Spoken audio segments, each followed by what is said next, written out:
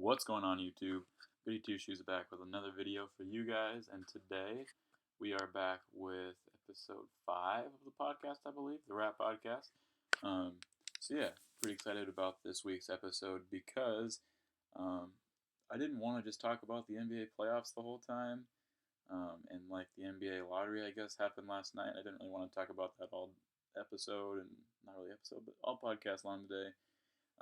I didn't think that would be very enjoyable for you guys, and it wouldn't really be very enjoyable for me to make either. That's really what it comes down to is if you guys want to watch it, I basically make these videos just for fun, just for entertainment purposes. I love to do it also. It's something I've done for the past couple years, probably is seeing people that have made YouTube videos or whatever of all different kinds. And then now making them myself is one of my favorite things. Like look forward to every Wednesday, just making a podcast, and sometimes during the week uploading a Call of Duty video, which those are doing pretty well on my channel actually. So if you haven't seen those, make sure you check them out because I did recently upload a flawless free for all. It was absolutely nuts. It was only a sniper. It was pretty sick, in my opinion. So if you haven't seen that yet, go check it out. It's a good video.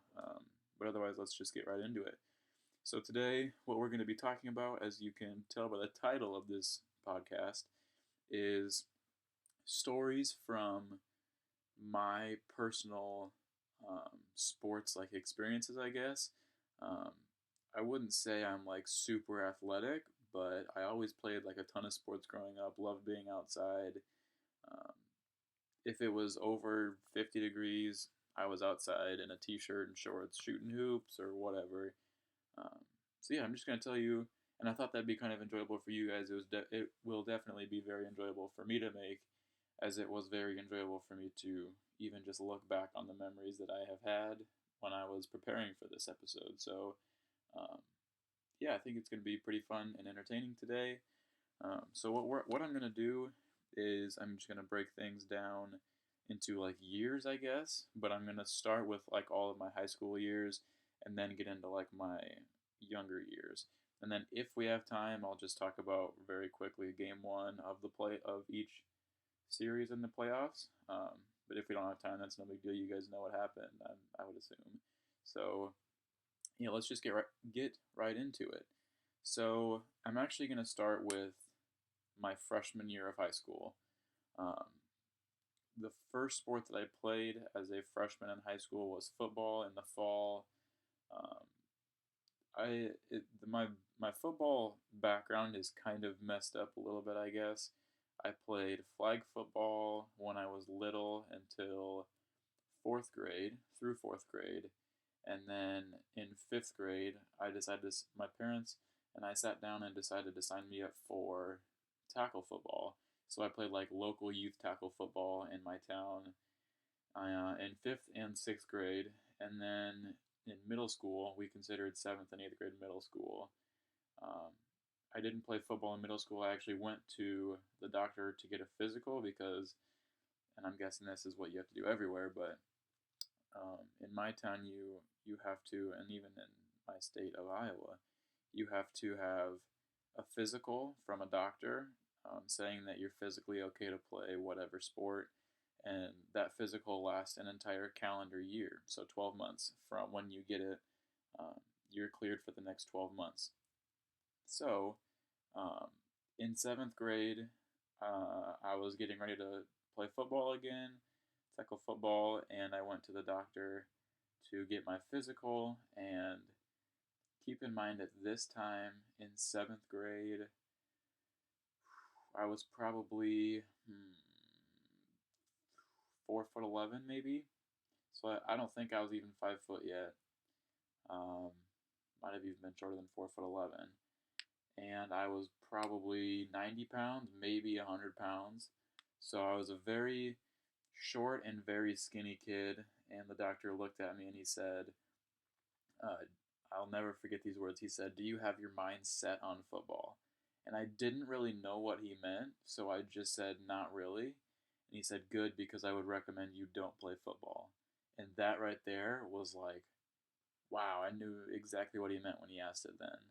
So um, went home, and my dad played football all throughout high school, and like loved it. He only lost like one game his entire 4 years of high school or something. He always brags about that. So, um, but he absolutely loved football. Always watched football growing up with my dad, and so yeah, that when we got home, we told my dad that he was not exactly happy. My doctor recommended that I do cross country just so I would stay in shape or whatever.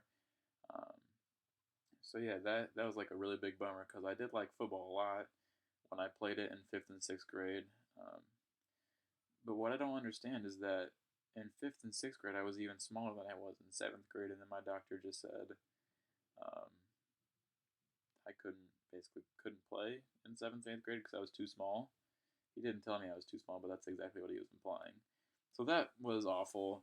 Um, but anyway, um, I played football again my freshman year, and I remember I went to the meeting, and a bunch of the players were like, "What are you doing here? You didn't play the past 2 years." And I was like, "Well, my doctor told me I couldn't, but now I switched doctors once I got into high school, and my new doctor told me I could play football and that it was not a problem, and I should have played football the past 2 years." So that kind of made me mad and liked my old doctor, a lot less. So um, yeah, that kind of sucked that I missed out on 2 years of experience because I was definitely behind my classmates in football and stuff just because I hadn't played for the past 2 years.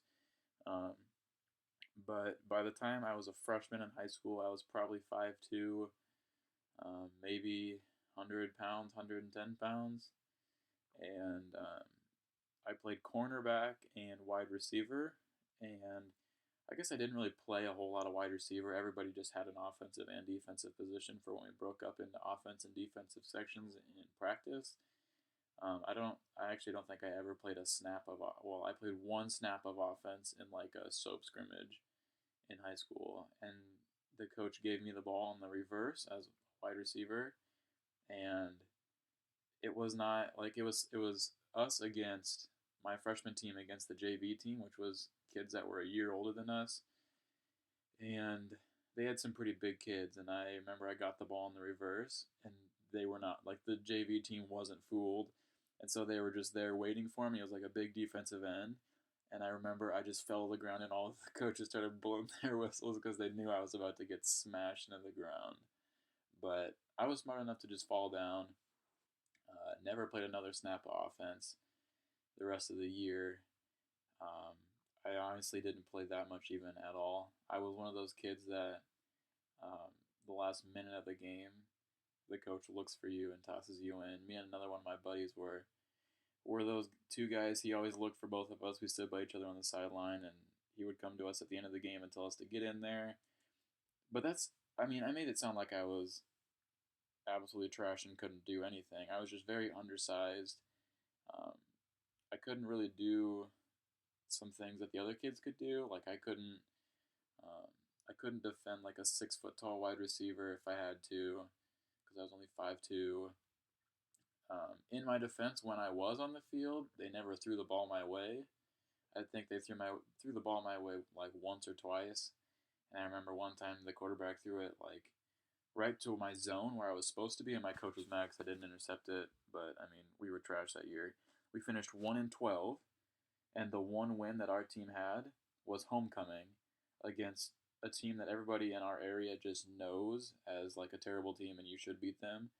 We beat them on homecoming, and we had like 3 or 4 players from the JV team come down to the freshman team and help us win that game. We did blow them out though, so um, everybody always said there was like an asterisk next to that win. But in my opinion, I guess there was, but I don't know. We got the win. We played for most of the game. Those guys just started the game and got us on a little bit of a roll. But um, I remember specifically one play in high school. There was this guy, and his name was Brady Ross, and he played for a high school that was like an hour away from us, and we played them our freshman year. And this kid was like, everybody talked about him. He was this huge running back. He was probably 6 feet tall and like 200 pounds as a freshman in high school. He was like a big kid. He probably wasn't 6 feet tall. He was probably like 5'9" or 5'10". But as a freshman in high school, he was like a huge kid. Everybody talked about him. And I remember one time my coach put me in like the third quarter, and um, this kid was the I was in on defense playing corner, and it was like third and goal or fourth and I think it was fourth and goal. Actually, I know it was fourth and goal. So it was fourth and goal, and they had the ball on like the 2 yard line, I think, 2 or 3 yard line, and they ran it up the gut 3 times in a row, and they didn't score. So they were going to pitch it outside on fourth and goal to this running back who was basically unstoppable. Um, so they pitch it outside to this running back, and the wide receiver that I'm guarding doesn't even block me. He just, it was almost like he set it up so that he could go block somebody bigger than me, and they were going to make me stop this kid from scoring. So I remember I got as low as I could on this kid because I knew that was the only way I could bring him down is just grab him by the legs. I grabbed him by the legs, and it felt like a truck stick on Madden because I don't really remember bringing him down. I just remember going for his legs, and he just ran me over, and I stopped him like an inch short of the goal line, and we got the ball back. And I remember I got to the sidelines. Everybody was like patting me on the helmet, and like, oh, it was great. It was like one of those scenes in a movie where they like lift you up on their shoulders and carry you off the field. It was sweet. Like I felt so good about myself, but then like the rest, and I actually found out that the coach wanted to play me more, but I was just too small, so that kind of ticked me off because he said I had good form, good technique, all that good stuff. I was just too small to play most of the time, so that made me mad. And then I remember one time in practice, we had two really good running backs, like all-state running backs on our team, and one of them, I remember one time I got put at middle linebacker on like scout team defense, and this kid they like run a halfback dive right up the middle, and I'm playing middle linebacker, and no linemen block me. They just create like a massive hole a truck driver could drive through, and it's just me and this kid one on one, and he comes at me, and I didn't like get low, I didn't get out of the way, I just stood there and like opened my arms, and he just ran over me and put me on my back and just kept running right through me. It was terrifying. I thought I was gonna die, but freshman football was overall a ton of fun, and I wish I would have stuck it out. Like I finished the season of freshman football, but after my freshman year, I didn't play football anymore the rest of high school, and I really wish I would have, because now, like my senior year of high school, I ended up being like 6 feet tall. I'm still like right now I'm 6 feet tall, 140 pounds, so I'm super like I'm a twig, but as a wide receiver, I feel like I could have done some things for our squad in high school. I don't know. Maybe not. Everybody thinks they're better than they are, so that's probably what I'm thinking. But I really wish I would have gone out for um, football my senior year at least.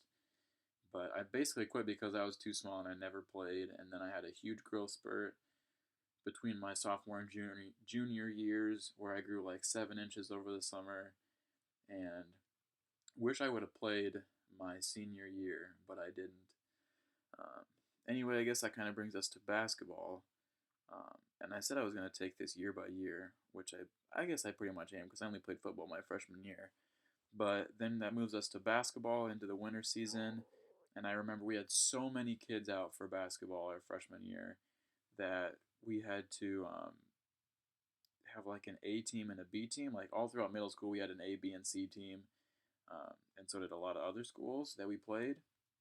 And even in my freshman year of high school, we had to have an A team and a B team, and there were other teams that would have an A team and a B team, just because there were so many kids that wanted to play basketball, but there were so many of us that were terrible. So I was actually put on the B team. Um, I wouldn't say like our A team was phenomenal, but I definitely didn't deserve to be on that team. Um, I was I was what they called the B team all star because I was like the only one that knew how to score. I was like the only coordinated one on the B team my freshman year of basketball, and everything was like ran through me. I'm not trying to like brag about it, but just to give you an idea of like how things went. And I remember one game against the biggest rival I would say that we play against, they're like half an hour away from us, and they're like our biggest rival. Everybody hates them in our town.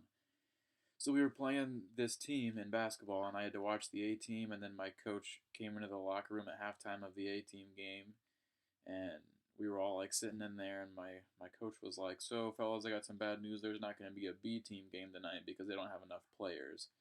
So we were all super bummed, and like some parents drove to this place, and then their kids didn't even get to play, so they were mad.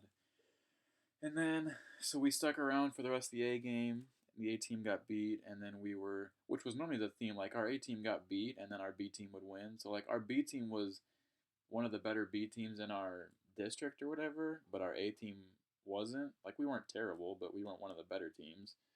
Um, so, I remember the coach told us we weren't going to have a B game, and then after the A game, some kid that was like sick earlier in the day or something like came back and they had enough people to play a B team game, so we played a B team game against them.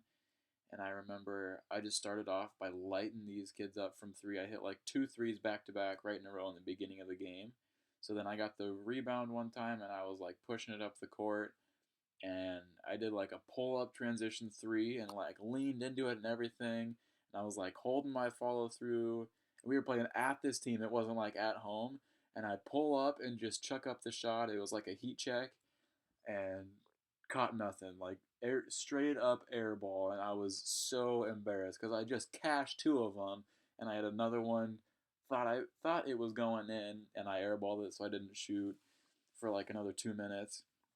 I just felt like an idiot because I just airballed it after cashing two of them. So I did just feel like a massive idiot. But I think I ended up with like 13 points that game, which was easily my best game. That doesn't sound like a lot of points. But in high school, when you're playing like 8-minute quarters and it was like all continuous clock for the B game because it didn't really matter. We didn't have a record or anything like that. But yeah, I just remember that All Star game and it was legit. Um, And there's one other. I got something in my throat.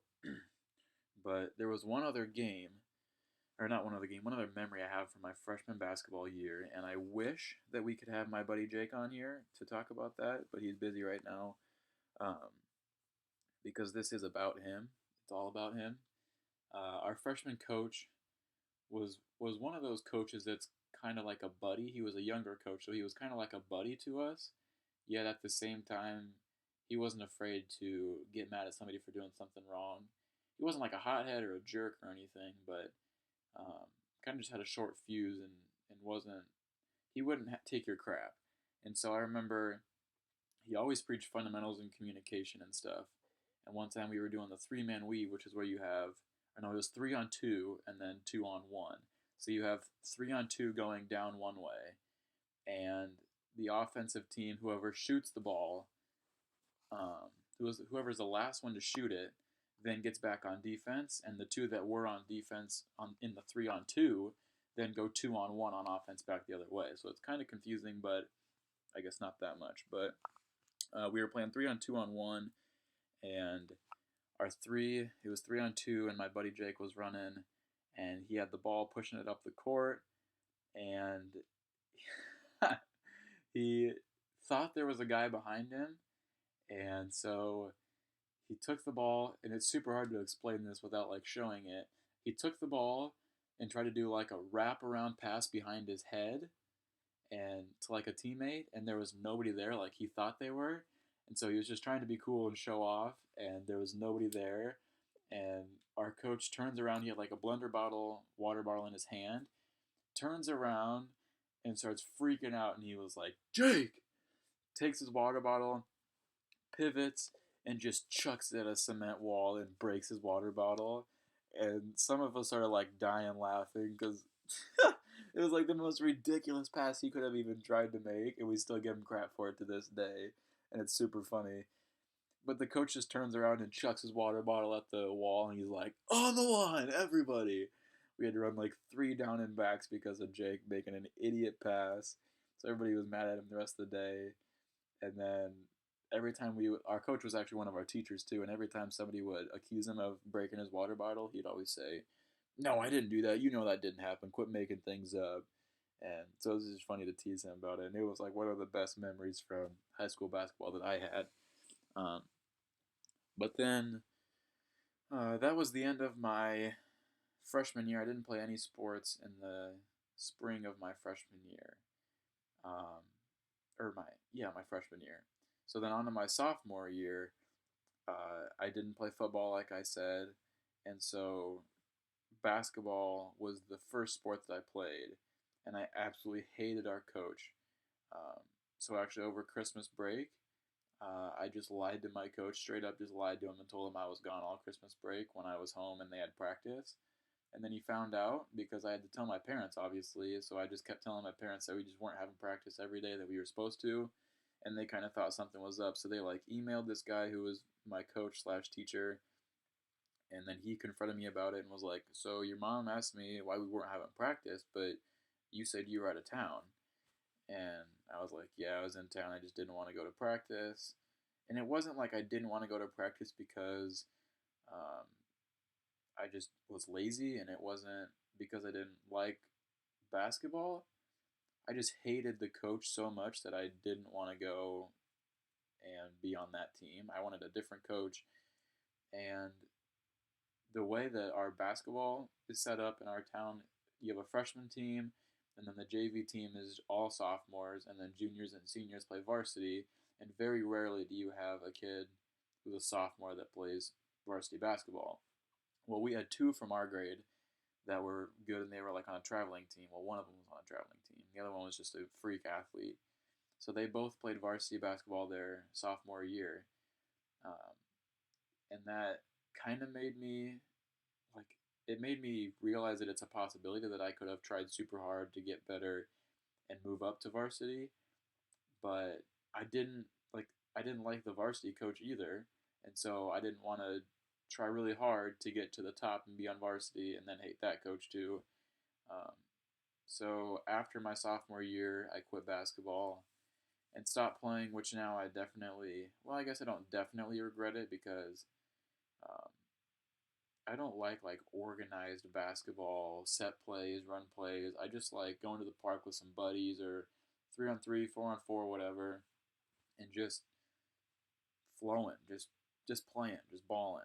So that's what I do like right now with all my buddies. That's how I broke my ankle and everything, um, which sucks because now at 6 feet tall, I'm one of the taller guys that goes and plays basketball, and I was always a shrimp before. So that is probably the only scenario or the only sport where I wasn't like I didn't quit because I was undersized. I just quit because I hated the coaches and everything, and like our town for basketball, we were always terrible.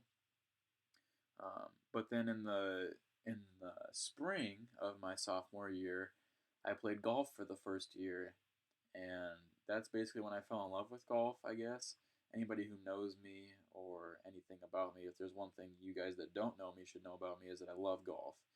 I guess I probably haven't said that on here, but on this channel. But I do love golf. Um, Started playing my sophomore year of high school, and um, just basically fell in love with it. I wasn't even good at it. I played.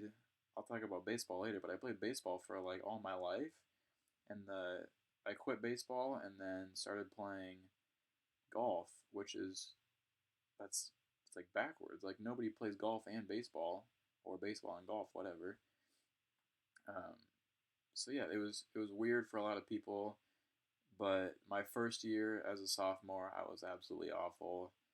I shot like 60s every time that I played, which for those of you that don't know, that would be 24 strokes over par, which is almost double par, which is really bad. So well, it's par and a half, I think.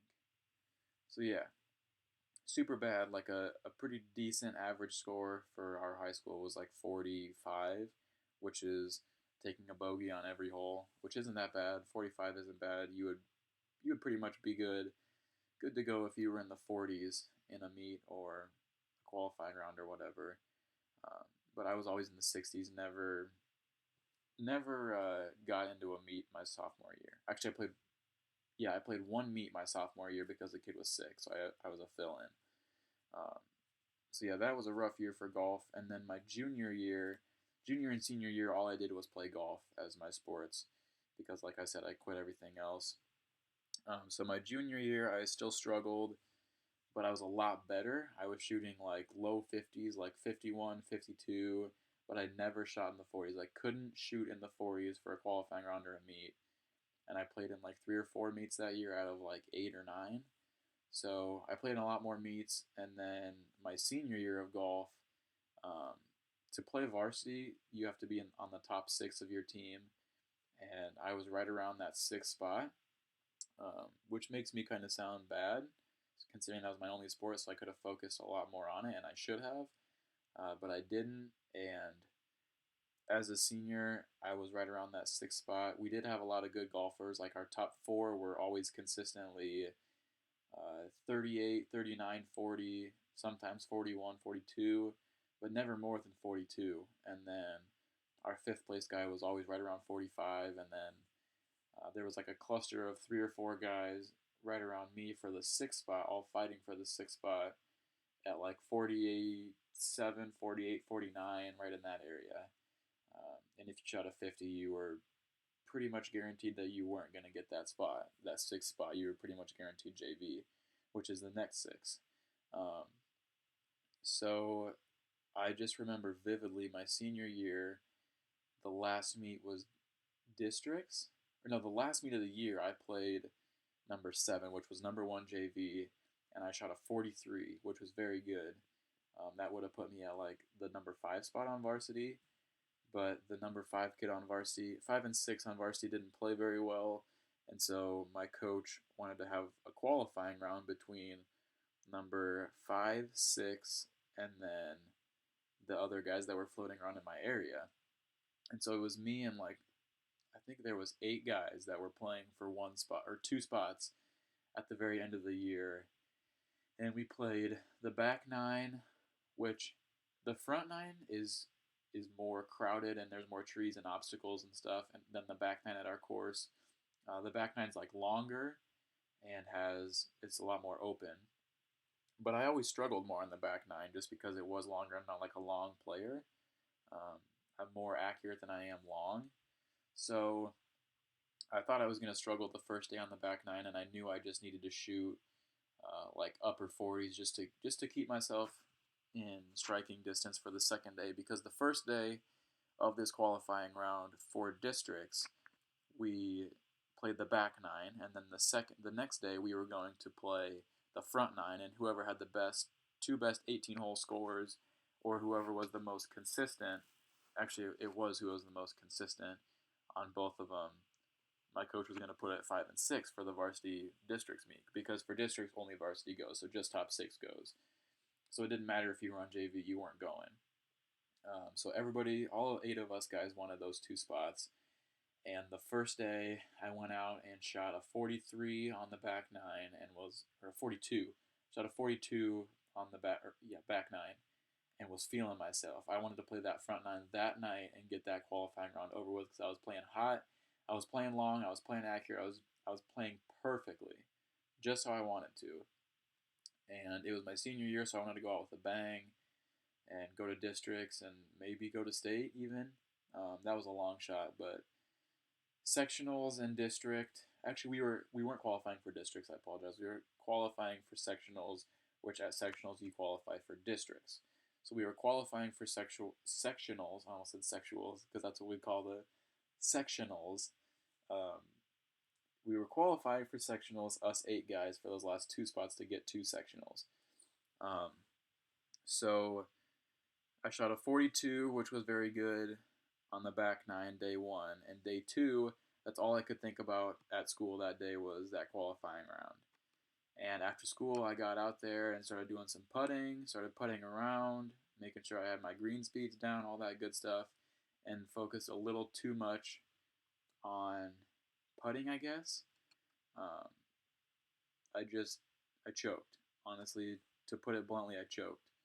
So on the front 9 on day 2, started off with like a a 10 on the first hole. The first hole was like a long par 5 that everybody hated and had a nasty sloped green. It was like a 45-degree angle green back to front, and then there was like a creek at the front that it would roll back into.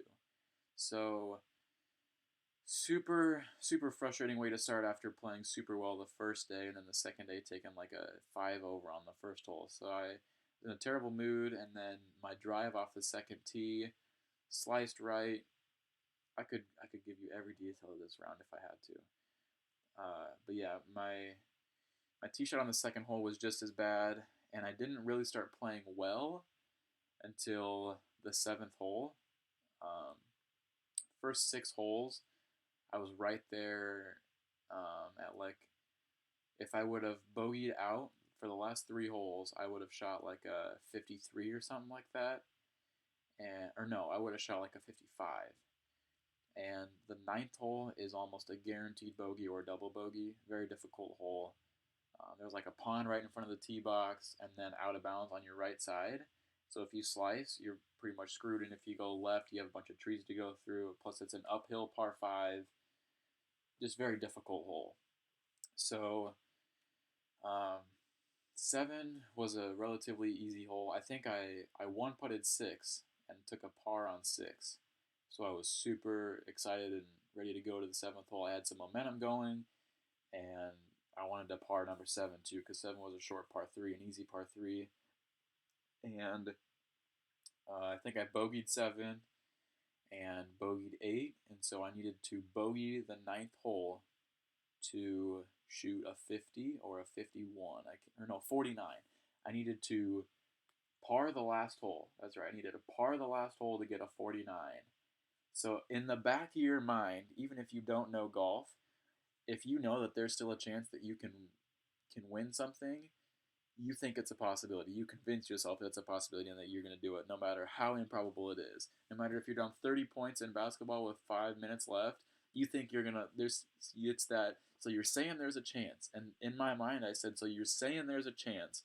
And what do I do off the tee box?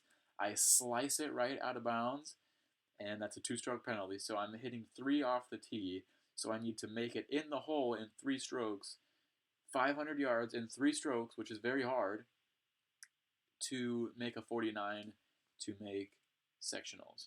Basically to make sectionals, because if I shot a 50 on the second day, I wasn't going to make it. There were other guys playing well that played fairly well on the first day. I remember there was another kid that shot a 43 on the back nine the first day, who I led by 1 shot, and the next closest kid was at a 48. So we had a pretty sizable lead, and we both thought we were going at 5 and 6, and we were talking about it all day at school, me and this kid that shot a 43. So we were playing, and on the holes are right next to each other going opposite ways, 8 and 9. So finishing up, I was in the first group because I played best the first day, and I talked to the kid who was in second, and I was like, how are you playing? Because that's just something you ask guys on the course. How you playing? What are you shooting? And he gave me I'm playing like crap. And so right then and there, I was like, perfect. I don't have to par this hole anymore. I'm perfectly fine. I can still win this because he's not playing well. So that right there, I guess, kind of made me think, just kind of relax a little bit more and not go so hard for the par. And so I teed off again and put the ball in the middle of the fairway, and I thought I was good to go. I was going to pull out my 3-wood and whack it up to the green because I needed that par, right? So I was going to whack it up towards the green, probably not get it there, but I'd be dang close. And then chip it on in 1 putt, take a bogey and take a 50, and hope to God that was good enough to make sectionals for 5 or 6. So what I did was used my 3-wood, whacked her up there, and sure enough, I sliced her right out of bounds again and ended up taking like a 7 or an 8 on the last hole. Got into the clubhouse with a 54 and just felt like absolute crap. That was probably the last time I was going to step on a golf course in high school, and I basically had it guaranteed the first day and then just choked the second day. So I was down in the dumps for like a good week. Couldn't stop thinking about that because then we got back into the clubhouse and 2 guys who shot 48s the day before, and then there was one that shot a 48 first day, 48 second day, and another guy shot a 48 first day, 45 second day. Those two guys got the spot, and I had classes with those guys at school. And so when they were gone for sectionals that day at school, I was still there, and everybody was like, why aren't you there? So it made me feel even worse. So basically, the moral of the story is that I choked, and it was rough. But I did get another chance to play. He scheduled like a seniors only tournament, or not tournament, seniors only, um, what do you call that, meet. Um, and I played that meet and just kind of had a good time. I think uh, I shot like 103 or something on an 18. It was like an 18-hole meet. Uh, and at that point, I was just messing around, just having a good time on my last time out on the golf course, because that was my last time out on the golf course, and I knew it, and I didn't want to focus super hard and not enjoy my last 18 holes as a high school golfer at my high school. So I did just have a lot of fun. I did shoot very poorly and came into the clubhouse, and everybody was, "Where'd you shoot? Where'd you shoot?" 103, but I don't care. I had a good time. And they understood, so it wasn't a big deal. My coach understood. And the funniest golf story that I have is, maybe that's not the funniest, but one of the better golf stories I had was I didn't play golf my freshman year, but at the end of my senior year, we had an award ceremony thing for golf, and I got a varsity letter and an award, or I got an award for going out for golf all 4 years of high school. And I didn't go out all 4 years. I only went out sophomore, junior, and senior year, and I still got the award. So that was pretty sweet. Like I always talked about that with my coach and joked with him about it, and he was like, "Oh, whatever, just take it," because I knew my coach pretty well. Um, but yeah, that I absolutely fell in love with golf and just playing golf and all that good stuff. So um, I mean, golf season I always looked forward to, and I was not a fan of how it ended my high school career. I'll never forget that, and it was probably the worst week of my life the next week after that, until I finally realized that suck it up, get on with your life, get over yourself, stop being a little wuss. So, um, like I said earlier, I was going to go back and talk about baseball. Just really quick, some of the memories I have about baseball, because we are running long on this episode of the podcast, but that's all right with me as long as you guys are interested and I'm interested. I got a little carried away with my golf story there, but like I said, I could recite every putt, every hit, every tee, drive, whatever.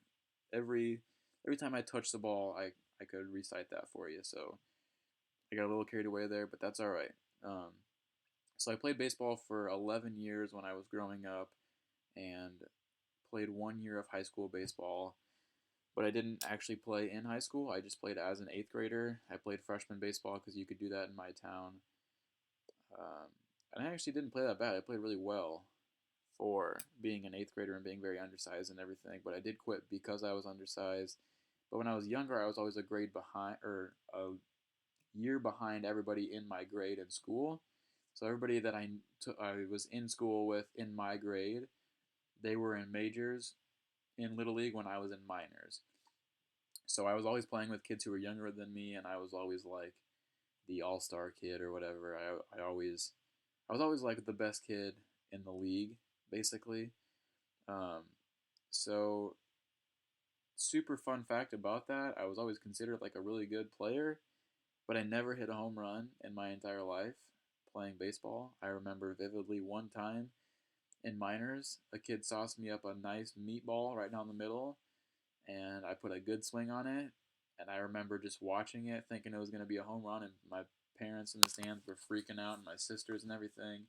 They were freaking out in the stands, and we had like this yellow tube that went around our chain link fence in the outfield, just so kids wouldn't like hurt themselves on the actual top of the chain link or whatever. And I remember that that ball that the kid sauced me up hit the yellow thing, the yellow plastic thing of the on top of the chain link, and bounced back into place, so it wasn't considered a home run. I was literally inches away from hitting a home run, but I did have two other super memorable moments and like game ball moments in minors. I was actually a pitcher and a catcher. I was like our star pitcher, and I was our backup catcher. So when our catcher was pitching, I would catch him. But that's pretty much the only time I would catch. Otherwise, I would pitch or play second or short, um, whatever we needed, wherever we needed me. I was basically a utility player.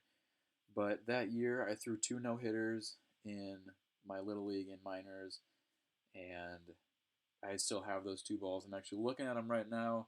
It's pretty sweet because you can see like all the dust and stuff on them from being like used game balls, and it was actually just super awesome to look back on that because I did play baseball for a super long time. But um, I don't know. I just had a ton of fun playing sports growing up, and I really hope that this episode of the podcast was enjoyable for you guys and you enjoyed listening to my stories, um, because I really did enjoy sitting here and reminiscing on them and talking about them and all that good stuff. So, if you guys enjoyed, make sure you hit that like button, show your support.